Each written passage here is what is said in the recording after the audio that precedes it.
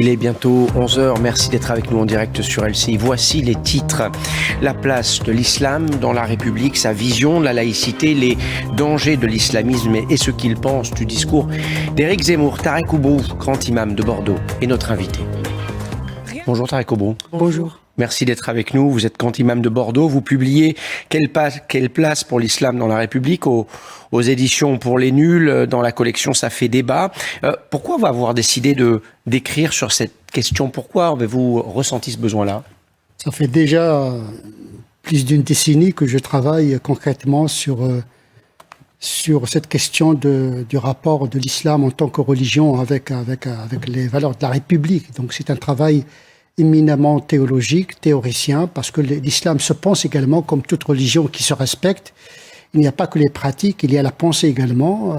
Et donc, ce qu'on appelle l'ijtihad, c'est-à-dire l'effort, c'est plus que l'ijtihad, c'est l'effort jusqu'à l'épuisement intellectuel pour comprendre la vérité des choses. Donc c'est une quête, c'est une interprétation, puisqu'il s'agit d'une religion du livre, et qui dit livre dit interprétation. Et donc il y a un travail intellectuel a priori. Avant même de parler des pratiques, il faut penser l'islam. Et donc il faut combler ce vide intellectuel. Nous avons besoin en Occident en général et en France en particulier de théoriciens sérieux, de théologiens, de canonistes qui pensent l'islam et ses pratiques ici et maintenant.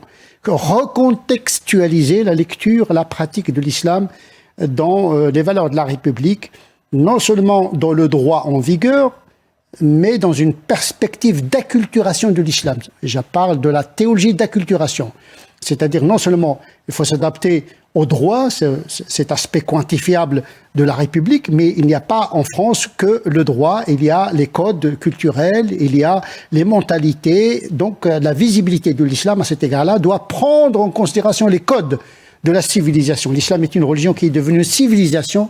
Aujourd'hui, on parle plus de l'islam en tant que civilisation, mais on a oublié que l'islam à l'origine est une religion. Tarek Oubrou, qu'est-ce qui s'est passé en France pour que cette question de la place de l'islam dans la République devienne aussi importante? Des musulmans pratiquent leur religion depuis des années. On ne parlait pas autant du voile il y a 20 ans. Certains musulmans n'avaient pas le besoin d'affirmer leur religion. Qu'est-ce qui s'est passé pour qu'on ait besoin aujourd'hui de penser la place de l'islam dans la République? Mais écoutez, il faudrait peut-être rappeler que nous vivons un moment de désécularisation généralisée. Il n'y a pas que les musulmans qui sont en train de chercher les valeurs perdues. On le voit avec la droitisation, avec l'histoire. Il y a une tentation du retour à l'histoire.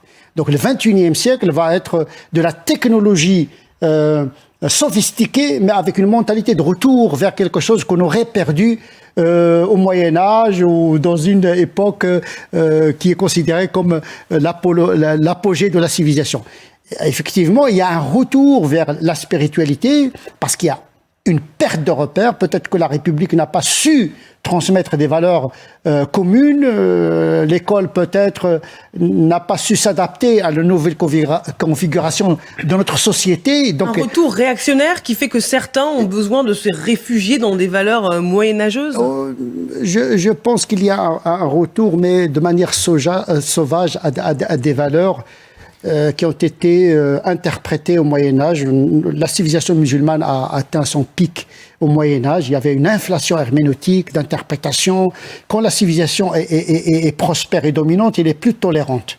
Aujourd'hui, les musulmans se sentent un peu minorés. Et vous savez, la psychologie des minorés, c'est une psychologie de crispation.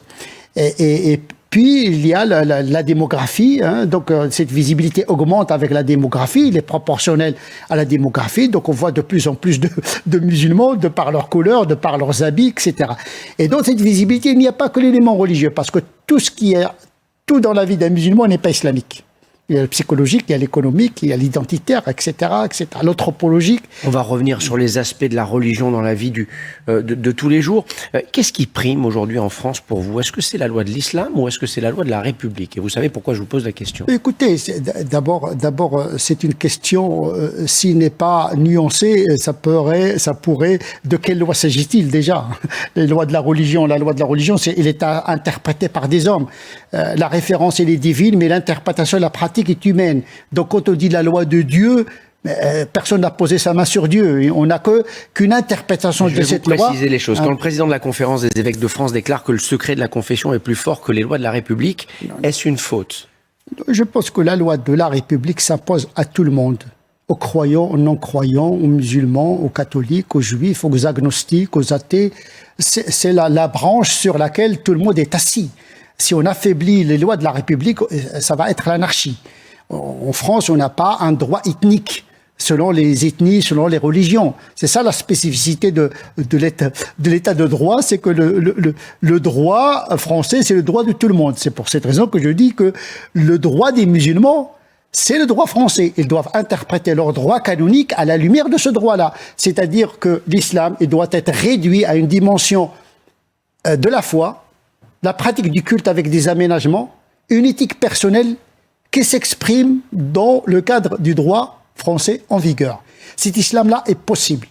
Tarek Oubrou, vous l'avez dit, hein, on est dans un contexte particulier où certains ont besoin de se retrancher dans une vision moyenâgeuse de l'islam. On vit aussi à une époque de la menace terroriste qui fait peur à beaucoup de Français. Certains pointent du doigt tous les musulmans dans leur ensemble. Qu'est-ce que vous répondez à ceux qui, comme Éric Zemmour, pensent que l'islam, en tout cas, oui, l'islam n'est pas compatible avec la République française? Ben, si cet islam est un islam civilisation, bien sûr, il n'est pas compatible avec la valeur de la République. Il ne s'agit pas d'un islam de civilisation, parce que la civilisation musulmane s'est éteinte depuis le 18e, 19e siècle. Il n'y a que des identités émiettées, d'une certaine manière, qui se greffent sur l'élément religieux. Si l'islam dont il s'agit est un islam qui a été interprété et pratiqué au Moyen-Âge, bien sûr, cet islam-là n'est pas compatible avec la République. C'est le théologien que je suis qui le dit. Par contre, il y a un islam qui est recontextualisé parce que ce sont les hommes qui font la religion. On a tendance un petit peu à renverser les choses. Les musulmans auront la religion qu'ils méritent selon leur intelligence.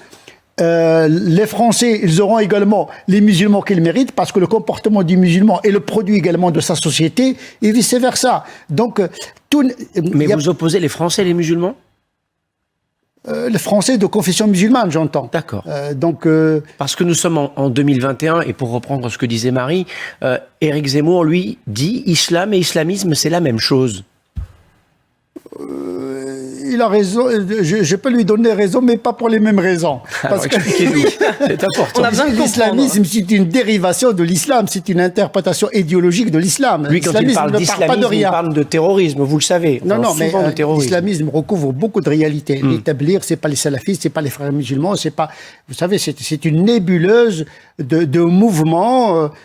parfois des mouvements piétistes, parfois des mouvements purement religieux, parfois des mouvements politiques, etc. Donc on dit l'islamisme, c'est un mot qui recouvre beaucoup de réalités. Donc il suffit pas de nommer un phénomène pour l'expliquer. Les mots cachent les réalités. Donc il faut sortir de la sémantique littéraliste pour voir ce qu'il y a derrière l'islamisme, ce qu'il y a derrière l'islam. Il faut identifier cet islam dont on parle. Il est en construction aujourd'hui. La sécularisation fait son travail, les musulmans s'intègrent de plus en plus. C'est vrai qu'il y a un retard dans l'intégration, mais je pense que l'histoire fait son effet. Les musulmans ne peuvent pas échapper à ce destin-là. Un jour ou l'autre, toutes les minorités sont passées par là. Les protestants, les juifs, etc. Même les catholiques. La laïcité s'est imposée aux catholiques. Ils l'ont même refusé en 1905. Pour vous dire, c'est pas le propre de l'islam. Toutes les religions ont subi à un moment donné une crispation, une certaine violence. Aujourd'hui, heureusement, il n'y a pas une violence physique, même s'il y a une violence symbolique qui fait que notre société est un peu crispée. Tarek Oubrou, vous qui travaillez sur le Coran, qui travaillez sur le texte, vous le savez, il y a une bataille d'interprétation sur ce que dit le Coran. Les terroristes islamistes se réfugient derrière le texte pour justifier leur barbarie. Et certains candidats à la présidentielle, disent, le Coran porte en lui-même de la violence, de l'homophobie, de la haine, de la radicalité. Quand on est un bon musulman, selon eux, il faut porter le voile, voir la burqa, parce que c'est écrit dans le Coran. Quelle est la réalité du texte? Écoutez, N'importe quel texte, il peut être matière de toutes les interprétations imaginables et possibles. La Bible, l'Évangile, tous les textes sacrés ont fait l'objet d'une interprétation. C'est pas le propre du Coran. Donc, la question, elle se pose au niveau de la qualité de celui qui interprète le texte. C'est le statut du commentateur, c'est pas le texte lui-même, parce que souvent le texte est un prétexte. Si le commentateur est un délinquant, parfois on trouve certains jeunes qui disent oui, c'est dans le Coran, mais il n'a jamais lu le Coran, et quand il l'a lu en français, déjà une traduction, c'est déjà un commentaire du Coran. Il n'a pas les moyens herméneutiques, il faut maîtriser 80 disciplines pour pouvoir accéder aux significations du Coran. Comprendre le Coran dans son contexte historique, ça s'appelle l'exégèse fondamentale, comprendre comment le Coran a parlé avec les contemporains. Ça, c'est l'interprétation fondamentale. L'interprétation appliquée, comment comprendre le Coran ici, maintenant. Donc, il faut partir de la réalité pour avoir une doctrine herméneutique pour pouvoir interpréter le texte ici, maintenant. Mais ma question, c'est le travail des savants. Est-ce que le Coran oblige les bons musulmans, entre guillemets, à porter le voile? C'est une question parce que non, il y a des textes ambivalents. Dans la campagne, on a besoin de si vous voulez mon avis, les textes qui parlent des vêtements, d'abord, l'islam n'est pas venu pour définir les tailles des jupes, etc. Ce serait vraiment réducteur. Le Coran est venu pour négocier un principe de pudeur en fonction des codes vestimentaires de l'époque. Il s'habillait le jilbab, le Coran parle du jilbab, c'est-à-dire un habit ample que les femmes doivent porter. En réalité, un grand commentateur du Coran dit en vérité, les peuples qui ne connaissent pas cet habit-là ne sont pas concernés par cette prescription. Parce que dans le Coran, il y a les versets principiels universels, et puis en même temps, il y a une traduction d'un principe dans une culture donnée. Beaucoup de musulmans pensent que tout ce qui a été pris en considération en termes culturels dans le Coran est devenu une culture canonisée. Donc au lieu de reproduire le principe, ils reproduisent la culture. On sait que la culture, elle est normative. Ma culture, elle est une culture occidentale. C'est pas la culture des Arabes du moment coranique. Il faut pas se tromper de principe actif avec l'excipient dans le Coran. Pour utiliser une parabole pharmacodynamique, il y a dans le médicament, il y a le principe actif, mais pour que le principe actif soit administré, pour qu'il passe, pour qu'il ait son effet, il a besoin d'excipient.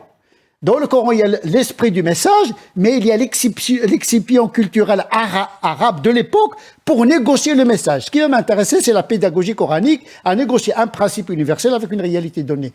Mais c'est un travail sérieux, tout ça. C'est pas à la portée de tout le monde. Vous parlez du voile, on a évoqué Éric Zemmour, le polémiste qui enlève sa cravate en échange une dame de confession musulmane qui enlève son voile. C'est un moment de télé cette semaine, je ne sais pas si vous avez vu la scène. Éric Zemmour qui dit qu'il faut franciser la pratique de l'islam. Il n'y a pas de problème là-dessus. Déjà, qu'est-ce que vous comprenez dans francisation de la pratique de l'islam? Et est-ce que c'est quelque chose qui vous semble raisonnable ou qui vous semble envisageable? Mais déjà l'islam étant déjà parler de Dieu en français, c'est déjà le penser autrement. Traduire, c'est acculturer, bien sûr.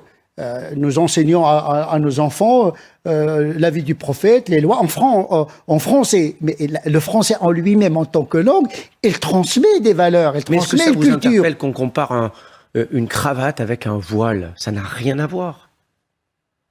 Moi, je pense que c'est la même chose. C'est un habit. Le foulard, c'est un habit. Il relève de la culture. C'est pas une kippa, un foulard. Il n'y a pas d'habit canonique en islam. L'islam n'a pas de symbole religieux, c'est une religion aniconique. Le symbole des musulmans, dans toute l'histoire, ce sont des symboles culturels, pas des symboles religieux. La couleur verte, le croissant, tout ça, ce sont des symboles culturels civilisationnels. Mais la religion en tant que théologie n'a pas de symbole. C'est une religion aniconique. Il n'y a pas un vêtement canonisé, il n'y a pas de soutane, il n'y a pas de... le foulard, c'est un habit culturel. C'est pas un habit canonique. Ah ben c'est une réponse extrêmement claire. Dans ce contexte de confusion entre islam, islamisme, terrorisme, avec certains musulmans qui sont un petit peu perdus, est-ce que les autorités représentatives des musulmans en France sont assez fortes? D'abord, l'urgence est de penser théologiquement et canoniquement l'islam. C'est une urgence intellectuelle. Et il faut laisser à nos enfants un corpus doctrinal. Toute religion qui se respecte doit produire une doctrine. Nous avons besoin en Occident et en France une doctrine d'un islam théologiquement adapté et canoniquement, éthiquement, je dirais, intégré dans l'Occident. C'est un travail intellectuel, c'est un a priori pour pouvoir former les imams, pour pouvoir faire un programme pédagogique pour l'enseignement à nos enfants. Mais quelle instance, justement, va décider de la formation des musulmans? Mais d'abord, il faut que les théoriciens... Oui, on des imams, pardon. Oui, des imams qui font ce travail-là, comme moi-même et d'autres qui travaillent. Et il y a un travail qui est pour l'instant invisible. Mon petit ouvrage, là, c'est une contribution modeste, c'est une doctrine. C'est une doctrine. Et je pense que beaucoup d'imams me suivent, beaucoup de gens suivent ce que je produis. Donc, le temps de la religion, c'est pas le temps médiatique, c'est pas le temps politique. Il faut laisser le temps au temps. Il y a des choses que seul le temps peut mûrir d'une certaine manière. Bien sûr, il faut répondre symptomatiquement à la crise, donc il faut avoir des réponses un petit peu de pratique au quotidien, mais en même temps, il faut préparer à nos jeunes... En l'absence d'instance globale, si je puis dire, si je suis un musulman pratiquant, comment savoir qui a raison? Si je dois écouter Tarek Oubrou, si je dois écouter le Conseil français du culte musulman, si je dois écouter les frères musulmans. Mais le conseil du culte musulman, ce ne sont pas des théologiens, ce ne sont pas des imams, ce sont des présidents d'organisations, ce sont des laïcs. Et ils font peut-être plus de politique que de théologie. Mais là, il s'agit d'un travail purement religieux, purement théologique. Et ça, c'est toujours l'islam a pu faire sa réforme à travers des individualités. On n'a pas de clergé. C'est une religion un peu moderne, avec ses risques et périls. Donc, on n'a pas d'église qui va nous dire l'interprétation qui s'impose à tout le monde. Donc, c'est une religion qui s'inscrit dans une construction historique, d'une certaine manière, à travers des individus. Mais ça, c'est votre vision et elle diffère de ce que l'on entend parfois sur l'islam. Vous venez de nous dire, c'est à l'islam de s'adapter à la France, c'est à l'islam de s'adapter à l'Occident. Vous dites dans votre livre, nous le disons d'emblée, nous ne le répéterons jamais assez, le droit des musulmans de France et le droit français, comme le reste de leurs concitoyens. L'islam, c'est liberté, égalité, visibilité. Mais est-ce qu'on est sûr aujourd'hui, quand on regarde ce qu'il se passe ailleurs dans le monde, que l'islam dont vous parlez, c'est cet islam-là? Non, l'islam c'est une religion, l'islam, il est partout. Il traverse l'histoire. C'est pas la logique d'une civilisation qui naît pour disparaître. Ce n'est pas un régime politique. Donc l'islam, il est en France, mais il est à Nouakchott, il est, je sais pas, en Asie, etc. L'islam, il a cette capacité de s'acculturer selon les cultures. Ce qui va m'intéresser en tant que Français, c'est comment penser ma religion ici maintenant. C'est un islam de France, un islam français, un islam acculturé selon l'histoire de la France, son régime politique. Comment est-ce que vous convaincriez quelqu'un qui n'est pas de confession musulmane que l'islam est une religion qui est compatible avec la République à 100%? C'est pour cette raison que j'ai commis ce livre. C'est pour ça que je vous pose la question. Il me faut 3 heures pour vous n'avez pas 3 heures, mais vous avez suffisamment de temps peut-être pour résumer. Écoutez, si on parle d'un islam de civilisation, c'est ça un petit peu que le discours sur l'islam, c'est plus un islam de civilisation. Identité, un islam algérien, marocain, subsaharien, un islam turc, etc. En vérité, pour l'instant, nous avons un islam maghrébin de France. On a, pour l'instant, un islam turc de France. On n'a pas encore un islam acculturé. C'est le travail que je suis en train de faire. Les musulmans... Il peut y avoir un islam français? Oui, français dans le sens qu'il est acculturé. Il part de la réalité française. Parce que la réalité française, c'est pas la réalité turque, c'est pas la réalité anglaise, c'est pas la réalité américaine. En Angleterre, il y a un système communautariste. Ici, nous avons un système universaliste. Donc, il faut penser toute la théologie dans ce système universaliste républicain. C'est ce que j'appelle, moi, l'épistémologie ou bien la théologie de la réalité. C'est à partir de la réalité que je vais me construire une doctrine d'interprétation. Et donc, c'est un travail sérieux. C'est pas de la tactique, c'est pas de la stratégie. C'est un travail sérieux. que doit faire toute religion qui se respecte. Vous dites l'islam a sa spécificité, elle n'a pas de clergé comme la religion catholique, et c'est à elle aussi de progresser. Comme le protestantisme, comme le judaïsme également. Et de s'adapter. Mais comment faire en sorte de lutter contre les discours extrémistes qui prospèrent dans certaines mosquées? Il faut produire. Il faut produire de la littérature, il faut...